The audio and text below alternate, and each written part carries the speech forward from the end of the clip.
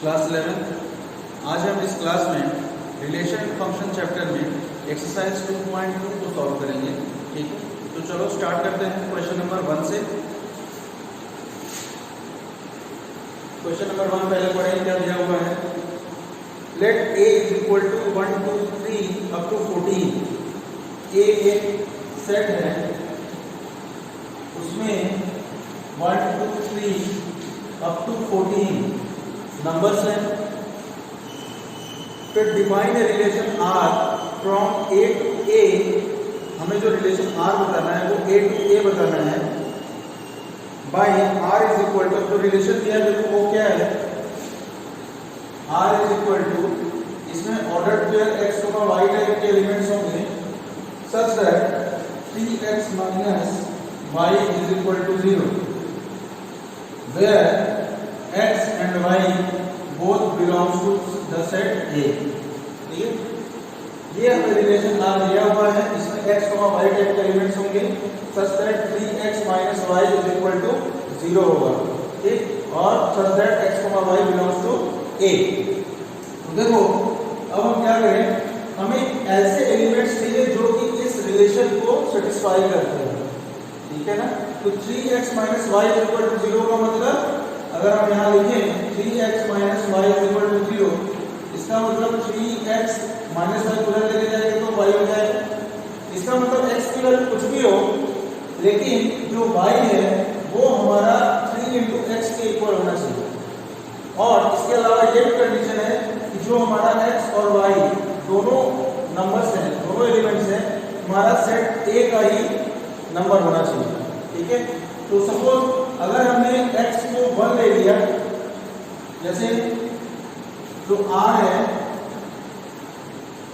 R में कौन कौन से एलिमेंट्स होंगे, तो देखो अगर हम x की जगह पे 1 रख दें तो y क्या होगा भाई, 3 into x, यानी 3 into 1, 3 into 1 कितना होगा 3, ये हमारा फर्स्ट एलिमेंट हो जाएगा। फिर अगर हम x की जगह पे 2 रखते हैं तो y कितना होगा 3 into 2 यानी कि 6। फिर x की जगह अगर हम 3 रखते हैं तो y is equal to 3 into 3 यानी कि 9। और x की जगह पे अगर हम 4 रखते हैं तो y कितना होगा 3 into 4 यानी कि 12। ठीक है, अब अगर हम x की जगह पे 5 रखते हैं तो y कितना होगा 3 into 5 यानी कि 15। अब यहाँ पे ध्यान देना कि ये x equal to 5 तो हमारा इस सेट में है, लेकिन ये जो 15 है वो हमारा इस सेट में नहीं है, A में। क्यों नहीं है, क्योंकि हमें दिया हुआ है कि जो सेट A है उसमें 14 तक ही नंबर है। ठीक, और ये नंबर, ये जो एलिमेंट है इसको हम इस सेट R के अंदर नहीं ले सकते। क्यों नहीं ले सकते भाई, क्योंकि x तो हमारा सेट के अंदर है, लेकिन ये 15 हमारा सेट के बाहर हो जाएगा। अब इसके आगे जितने भी एलिमेंट्स होंगे, अगर हम x की जगह पे 6 रखते हैं तो नेक्स्ट हमारा क्या होना चाहिए, 18 होना चाहिए। तो 18 भी हमारा इस सेट के बाहर हो जाएगा।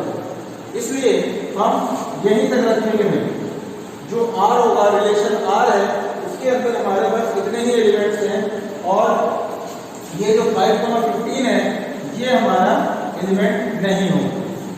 ठीक है, अब देखो इस क्वेश्चन में पूछा गया है, write down its domain, codomain and range. हमें इसका डोमेन बताना है, कोडोमेन बताना है और रेंज बताना है। तो देखो हमें मालूम है कि डोमेन क्या होता है भाई, हर ऑर्डर्ड पेयर का जो फर्स्ट वाला एलिमेंट होता है वो हमारा डोमेन होता है। जो रिलेशन R आया है उसमें हर ऑर्डर्ड पेयर का जो फर्स्ट एलिमेंट है वो हमारा डोमेन होता है, और हर ऑर्डर्ड पेयर का जो सेकंड एलिमेंट होता है वो हमारा रेंज होता है। यानी कि domain is equal to, domain जो है वो एक सेट होगा और उसमें कौन कौन से एलिमेंट्स होंगे भाई, 1 2 3 4, 1 2 3 4, ये हमारा डोमेन हुआ। और रेंज क्या हो गया, रेंज हमने किसको बताया भाई, जो सेकंड वाला एलिमेंट है उसको हमने रेंज बोला है। तो ये हो जाएगा 3 6 9 12। और कोडोमेन, कोडोमेन क्या होगा,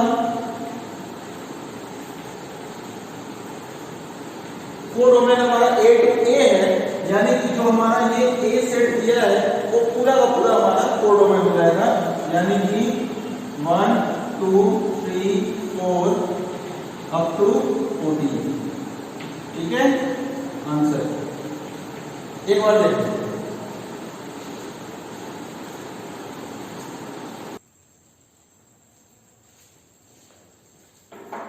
चलो अब नेक्स्ट क्वेश्चन नंबर 2।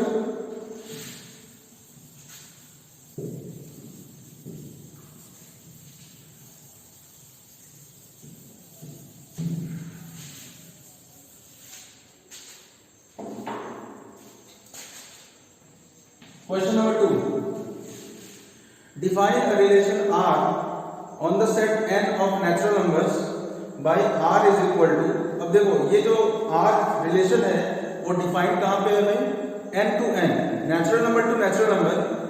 और डिफिनेशन क्या है इसकी, तो R is equal to given है x, y such that y equals to x plus 5, y is equal to x plus 5 where x is a natural number less than 4।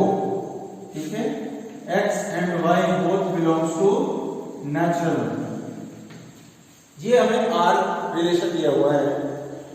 तो question है कि define this relationship using roster form, इसे हमें roster form से दिखाना है, और write down the domain and the range, इसका हमें डोमेन और रेंज भी बताना है। तो सबसे पहले तो हमें इस रिलेशन को बताना है कि इस रिलेशन में कौन कौन से एलिमेंट्स होंगे जिनमें ये क्राइटेरिया होल्ड करनी चाहिए, ये y equal to X plus 5 और x लेस देन 4। तो देखो r is equal to x की वैल्यू 4 से छोटी होनी चाहिए। अब तुम्हें ये सोचना पड़ेगा कि 4 से छोटा हमारे पास कितने नेचुरल नंबर्स पॉसिबल है, क्योंकि हमें जो x और y लेना है वो नेचुरल नंबर से लेना है। ठीक है, तो x की वैल्यू 4 से छोटी 1 2 और 3, ये तीन ही पॉसिबिलिटी है। ठीक, तो अगर सपोज हम फर्स्ट पे 1 लेते हैं तो y कितना हो जाएगा भाई, y is equal to x की जगह पे अगर हमने 1 ले लिया तो 1 प्लस 5 यानी कि y इज इक्वल टू 6 हो जाएगा। फिर इसी तरह अगर हमने x की जगह 2 ले लिया तो y इज इक्वल टू हो जाएगा 2 प्लस 5 यानी कि 7, तो 2, 7 हमारा एलिमेंट हो जाएगा। और फिर x इक्वल टू अगर हमने 3 लिया तो y is equal to 3 plus 5 यानी कि 8 हो जाएगा।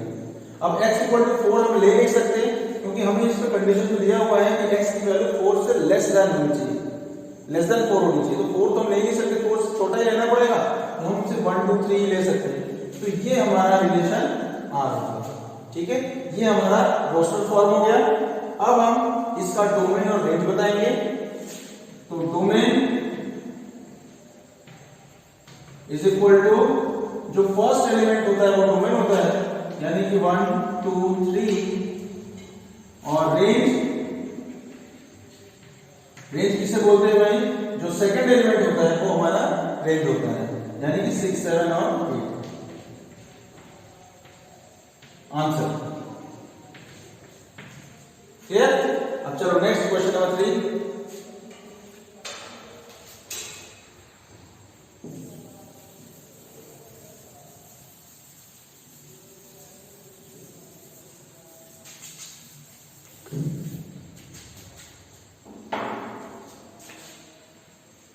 Next question number 3।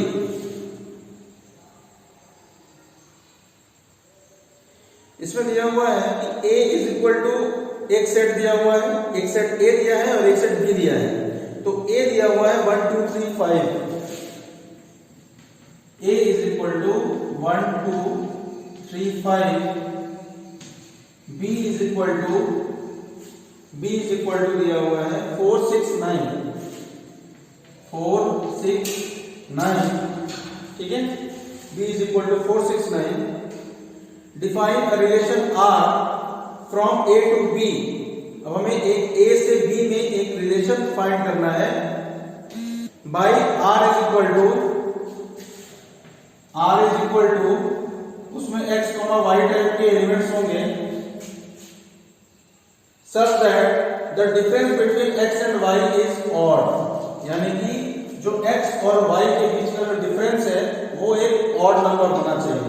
Equal to x, y type के एलिमेंट्स होंगे such that the difference between x and y is odd, यानी कि x माइनस y या फिर y माइनस x कुछ भी हो सकता है, is odd is equal to 2k plus 1, ये ऑड हुआ। अब इसके अलावा दिया हुआ है कि x जो है वो a का एलिमेंट होना चाहिए और y हमारा b का एलिमेंट होना चाहिए। तो x belongs to a and y belongs to b, ठीक है। अब देखो जो हमारा x है वो a का एलिमेंट होना चाहिए, है ना। तो अगर हम a1 को ले लेते हैं सपोज, तो हम y जो कि b का एलिमेंट है वो किसको किसको ले सकते हैं। इसके लिए क्या करेंगे, हम इस डेफिनेशन को देखेंगे कि x माइनस वाई जो है वो ऑड होना चाहिए। तो अगर हमने पहले केस में x को 1 ले लिया, तो अब हम इनमें से किस एलिमेंट को ले कि दोनों का डिफरेंस हमें ऑड मिले। यानी कि अगर हम 4 को लेते हैं तो 1 माइनस 4 हमारा 3 आएगा, -3 आएगा। तो ये जो है हमारा एक ऑड नंबर होगा, इसलिए 1,4 भी ले सकते हैं, ठीक है ना। 1,4 ले सकते हैं हम। इसी तरह हम 1,6 भी ले सकते हैं। क्यों? क्योंकि 1 माइनस 6 करेंगे तो -5 आएगा, जो कि एक ऑड नंबर है।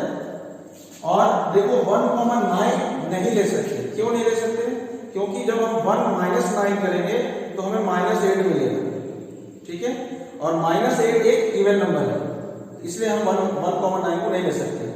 अब हम फिर से नेक्स्ट एलिमेंट 2 को लेते हैं। 2,4 हम नहीं ले सकते क्योंकि 2 माइनस 4 -2 आएगा और वो एक इवन नंबर है। सिमिलरली 2,6 भी नहीं ले सकते। फिर 2,9 हम ले सकते हैं। क्यों? क्योंकि दोनों का जो डिफरेंस है वो 7 है। तो 2,9 एक एलिमेंट हो गया। फिर फर्स्ट एलिमेंट a का होना चाहिए, तो हम 3 को ले लें। 3 के साथ हम 4 को ले सकते हैं। फिर 3 के साथ हम 6 को भी ले सकते हैं और 3 के साथ हम 9 को नहीं ले सकते क्योंकि जो डिफरेंस है वो हमारा -6 हो जाएगा, ठीक है। अब नेक्स्ट, अब हम क्या करेंगे, नेक्स्ट एलिमेंट हम 5 को ले लेंगे। 5 के साथ हम 4 को ले सकते हैं क्योंकि डिफरेंस हमारा 1 है। फिर 5 के साथ 6 को भी ले सकते हैं।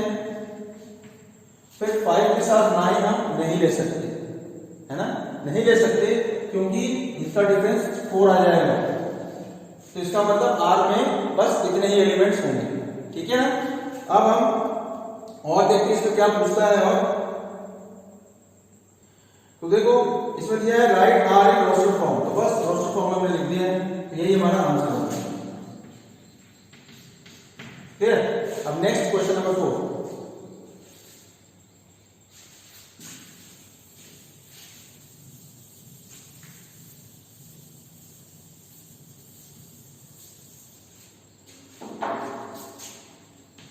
Question number 4. The figure 2.7 shows a relationship between the sets P and Q. Write this relation in set builder form and in roster form. What is its domain and range? तो देखो एक एरो डायग्राम दिया हुआ है, तो पहले हम उस एरो डायग्राम को बना लें। इस एरो डायग्राम को हम बना लेते हैं।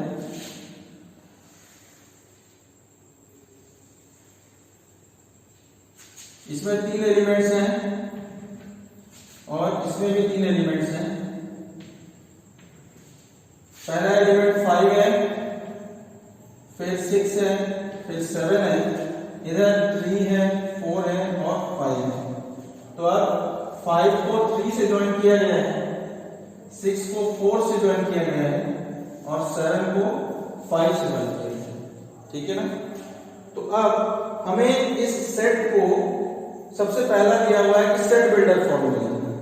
हमें इसको सेट बिल्डर फॉर्म में लिखना है। ये वाला जो सेट है वो P सेट है और ये हमारा Q सेट है। तो अब ये जो R है इसको अगर हमको पहला सेट बिल्डर फॉर्म में लिखना है, इसमें सेट बिल्डर फॉर्म में, तो सेट बिल्डर फॉर्म में लिखने के लिए क्या करें भाई, देखो R में x, 1 टाइप के एलिमेंट्स होंगे सच दैट अब अगर हम पैटर्न पता करें तो हम देख सकते हैं कि x और y, इसको अगर हम x वाला सेट मान लें, इसको अगर हम y वाला सेट मान लें, तो x माइनस वाई जो है हमेशा 2 ही है। जैसे 5 minus 3 equals to 2, 6 minus 4 is equal to 2 and 7 minus 5 is equal to 2। ठीक है, तो अब हम इसमें ये कह सकते हैं कि let r is equal to x, y such that x minus y is equal to 2 where x belongs to set P and y belongs to set Q। ठीक है, x minus y is equal to 2 such that x belongs to the set P यानी कि 5 6 7 और y belongs to Q यानी कि क्या 3 4 5। ठीक है, अब इसी को हमें, ये सेट वेक्टर फॉर्म हो गया हमारा, अब हम इसको रोस्टर फॉर्म में लिखेंगे। रोस्टर फॉर्म में अगर हम लिखें तो फर्स्ट एलिमेंट x हमारा p का होना चाहिए, तो p का 5 माइनस 3 इज इक्वल टू 2। इसका मतलब 5, 3 हमारा एलिमेंट होगा, 5, 3 फिर 6, 4 क्योंकि ये कनेक्टेड है, 5 3 से कनेक्टेड है, इसका मतलब 5, 3 एक एलिमेंट होगा, 6 4 से कनेक्टेड है, इसका मतलब 6, 4 एक एलिमेंट होगा, और 7, 5 से कनेक्टेड है, इसका मतलब 7, 5 हमारा एक एलिमेंट होगा। तो ये हो गया 7, 5। ठीक है, तो ये हो गया भाई हमारा रोस्टर फॉर्म में। अब और आगे क्या पूछा है इसमें, what is its domain and range. तो देखो इसका डोमेन क्या हो जाएगा, डोमेन मतलब जो फर्स्ट एलिमेंट्स होते हैं वही, जो फर्स्ट एलिमेंट होते हैं वही हमारे डोमेन है, यानी कि डोमेन इज इक्वल टू हो गया 5, 6, 7 और रेंज होता है जो सेकंड वाला एलिमेंट्स होता है, यानी कि 3 4 5। ठीक है, ये हमारा आंसर। एक बार देखते हैं,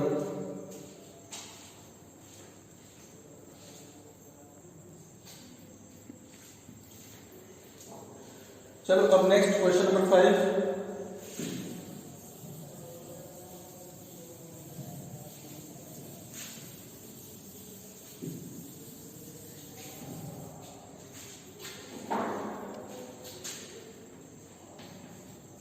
question number 5, let a is equal to 1 2 3 4 6, let a is equal to 1 2 3 4 6,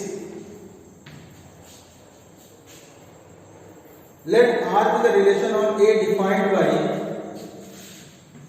R जो मेरा रिलेशन वाला सेट है उसको ऐसे डिफाइन किया गया है कि उसमें A, B टाइप के एलिमेंट्स होंगे such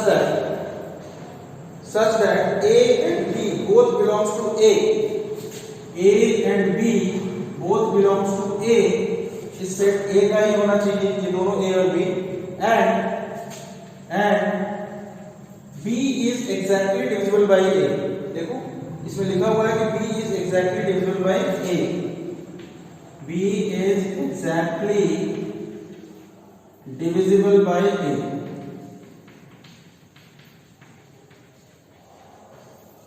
ठीक है, इसका मतलब A तो हम कुछ भी एलिमेंट ले सकते हैं इस सेट A का, लेकिन जो B होगा वो हमारा सिर्फ वही एलिमेंट होगा जो कि A से डिवाइड होता होगा। ठीक है, फॉर एग्जांपल जैसे हम R is equal to, suppose हमने A की जगह पे 1 रखा, तो अब B की जगह पे हम सिर्फ वही नंबर रख सकते हैं जो कि इस 1 से डिवाइड होता है। तो B में तो हम कुछ भी रख सकते हैं भाई, क्योंकि B is exactly divisible by A, मतलब B अपॉन A जो है वो एक इंटीजर होना चाहिए। तो 1 अगर B की जगह हम क्या रख सकते हैं भाई, 1 1 रख सकते हैं, 1 2 1 3 1 4 1 6। ठीक है, अब इसके बाद अगर हम A की जगह पे 2 रखते हैं तो B की जगह पे क्या क्या आ सकता है भाई, 2 भी आ सकता है क्योंकि 2 इज डिविजिबल बाय 2, फिर 2, 4 क्योंकि फिर से 4 is also divisible by 2 and 2, 6 is also divisible by 2, ठीक है। अब इसके बाद अगर हमने 3 ले लिया ए की जगह पे, तो बी की जगह पे या तो 3 हो सकता है या तो 6 हो सकता है, क्योंकि 3 से डिविजिबल तो 3 होगा या फिर 6 होगा। तो इसका मतलब 3, 3 और 3, 6। इसके अलावा अगर हम 4 लेते हैं तो 4 के साथ तो सिर्फ 4 ही आ सकता है, क्योंकि 4/4 इज डिविजिबल। 4 जो है वो 4 से डिविजिबल होगा और इसमें कोई भी एलिमेंट नहीं है जो कि 4 से डिवाइड होता है, ठीक। और लास्ट में अगर हम 6 लेते हैं तो इसी तरह 6 के साथ में हमारा सिर्फ एक ही ऑप्शन बनता है 6, 6, क्योंकि 6 से ही डिवाइड हो सकता है और किसी एलिमेंट से डिवाइड नहीं हो सकता है, ठीक है ना। तो अब ए बी, तो देखो ये जो 6 है, नहीं इसमें 6, 6 के साथ एक और हो सकता है भाई। देखो ये जो 4 है वो 4 से डिवाइड हो सकता है, इसके अलावा एक एलिमेंट ये भी तो हो सकता है भाई 4, 2, सॉरी 2, 4 तो हो गया है बिल्कुल सही। 6, 6 के साथ हमारे बस यही पॉसिबिलिटी है। तो देख लो भाई 6 के साथ अब और कोई पॉसिबिलिटी नहीं है, 6 सिर्फ 6 से डिवाइड होगा, ठीक है। तो ये हमारा सेट आर हो गया। अब हम इसका डोमेन लिखें। डोमेन इज इक्वल टू 1, 2, 3, 4, 6, 1, 2, 3, 4, 6 और रेंज हो जाएगा, रेंज कितना हो जाएगा भाई 1, 2, 3, 4, 6।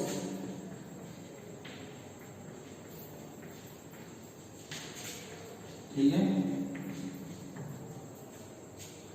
आंसर एक बार इसको देखते हो।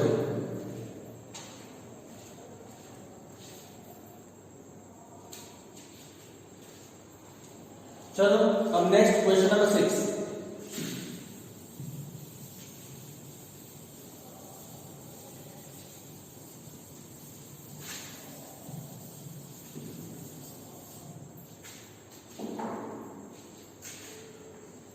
Question number 6.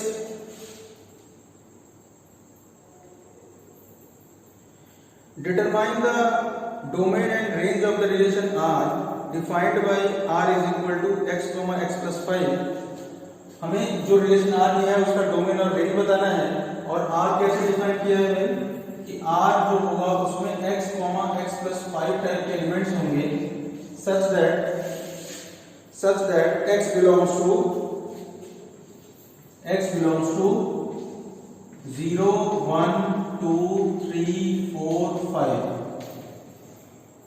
ठीक है। आज इस तरीके से डिफाइन किया है और हमें इसका डोमेन और रेंज बताना है। तो डोमेन और रेंज बताने के लिए सबसे पहले हमें इस आर को रोस्टर फॉर्म में लिखना पड़ेगा। तो देखो आर इज इक्वल टू क्या हो जाएगा। अब जो ये एक्स की वैल्यू है वो इन एलिमेंट्स में से हो सकती है, 0 से लेकर 5 तक के बीच में कुछ भी ले लें अगर हम, तो वो x की वैल्यू हो सकती है, ठीक है ना। तो सपोज अगर हम स्टार्ट करते हैं x की वैल्यू 0 से, अगर हम x की वैल्यू 0 लिया तो ये x plus 5 कितना होगा, यानी कि 0 plus 5 तो ये हो जाएगा 5।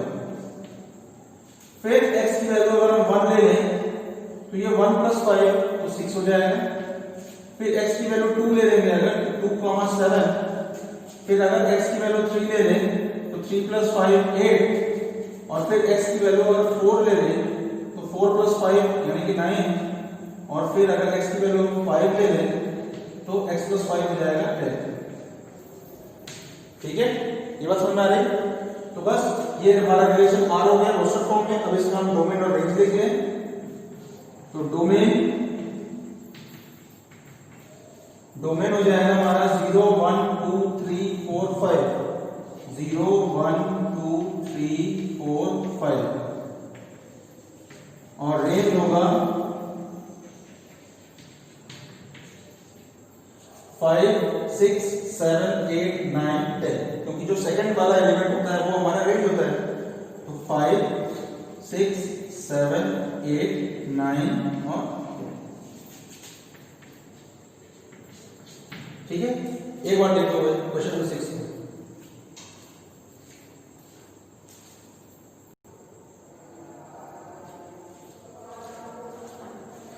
चलो अब नेक्स्ट क्वेश्चन नंबर 7।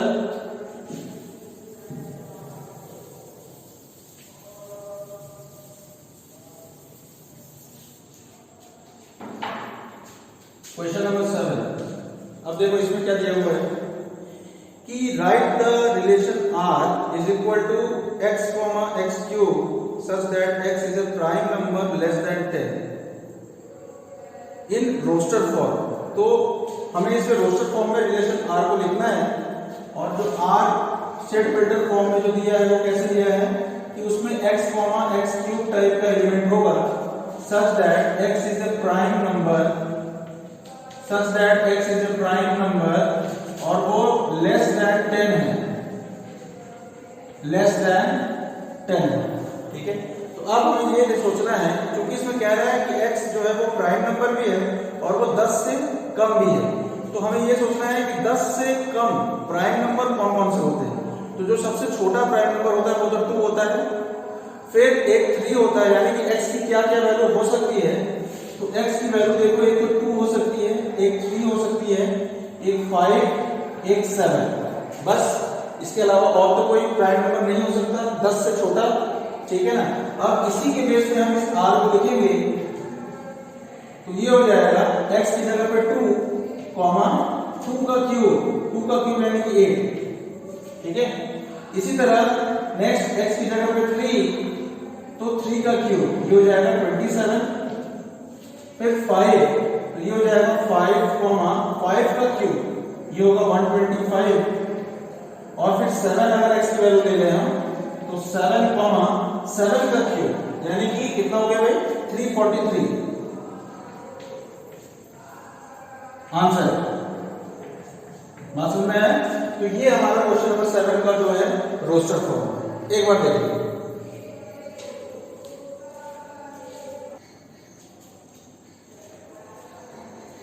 चलो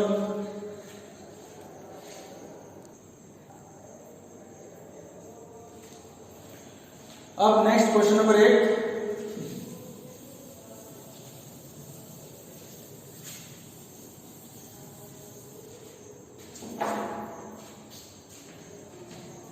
अब देखो इसमें क्या कह रहा है कि let a is equal to X Y Z. a एक सेट है, उसमें 3 एलिमेंट्स हैं x y z। b एक दूसरा सेट है, उसमें कौन कौन से एलिमेंट्स हैं 1 और 2। Then find the number of relations from a to b। हमें नंबर ऑफ रिलेशंस बताने हैं, number of relations from a to b।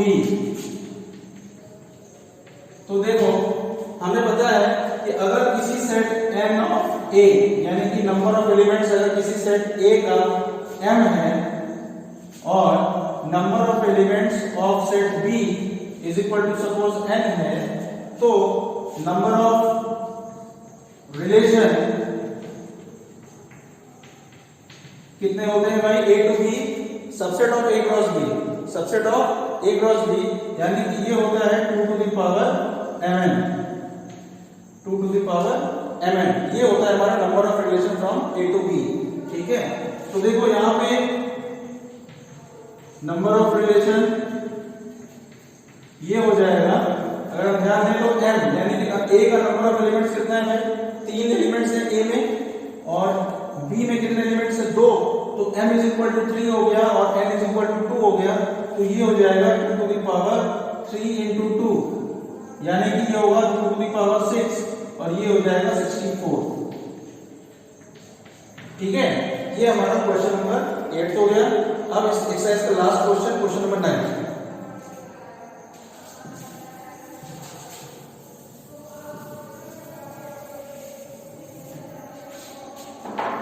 देखो